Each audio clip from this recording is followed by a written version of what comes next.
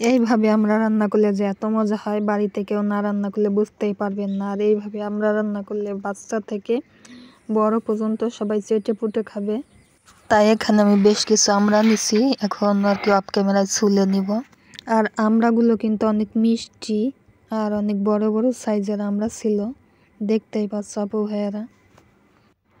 আর আমড়াগুলো আমার চুলা শেষ, এখন ভালো করে ধুয়ে চুলায় আর কি উঠাই দিছি বড় একটা পাতিলে। আর এখন টকবক করে ফুটতেছে আর দেখতে কিন্তু ভীষণ ভালো লাগতেছে।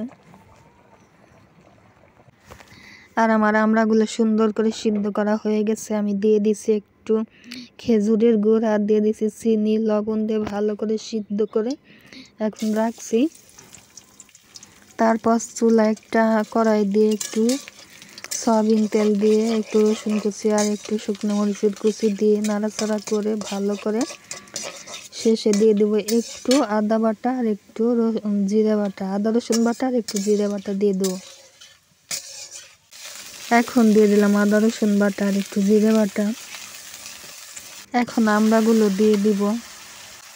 আর আমড়ার এই রেসিপিটা কিন্তু একটু ঝোল ঝোল হলে বেশি ভালো হয়। আমরা যখন ছোটোবেলায় স্কুলে আর কি যাইতাম, তখন এক চাচা আর কি একটু ঝোল ঝোল করে আর কি বিক্রি করতো। আর 2 টাকায় 4টে পাওয়া যাইতো, এক একটা টানা করে।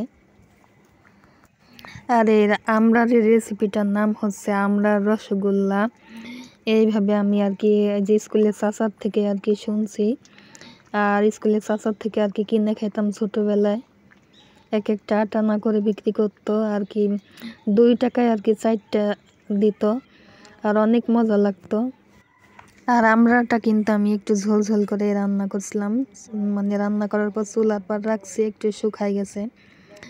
আর এই আমড়াটা এত মজা হয় আর একেবারে রসগোল্লার মতো মুখে দিলে আর কি মিলে যায়, আর একেবারেই আর কি নরম তুলতুলে হয়, আর দেখতে কিন্তু ভীষণ লোভনীয় হয়েছে। আর ভিডিওটা আজকের মতো এখানেই শেষ করলাম, দেখা হবে পরের একটা ব্লগে। আল্লাহ হাফিজ, আসসালামু আলাইকুম।